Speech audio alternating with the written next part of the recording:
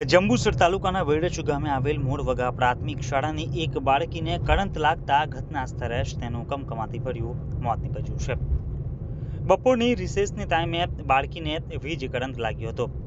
મોરવગામાં આવેલ અંબાજી માતાના મંદિરે લગાવવામાં આવેલ તાર ફેન્સિંગમાંથી બાળકીને કરંટ લાગ્યો હતો। કરંટ લાગતા 7 વર્ષીય બાળકીનું ઘટના સ્થળ ઉપર જ કરુણ મોત નીપજ્યું હતું।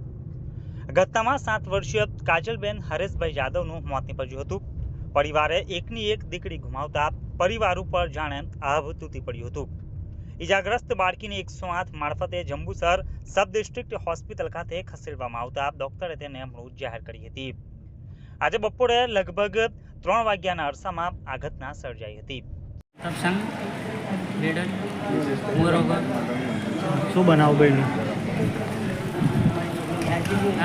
નિશાર સ્કૂલ में જતી હતી તો બેની રિસેસ પડે છે એમાં રમવા જઈએ છે। રિસેસ में અંબાજી મંદિરે ત્યાં આગળ ફેન્સિંગ મારેલી છે, જીબીની લાઇટ છે, કરંટ ઉતરેલો તે કરંટ લાગ્યો।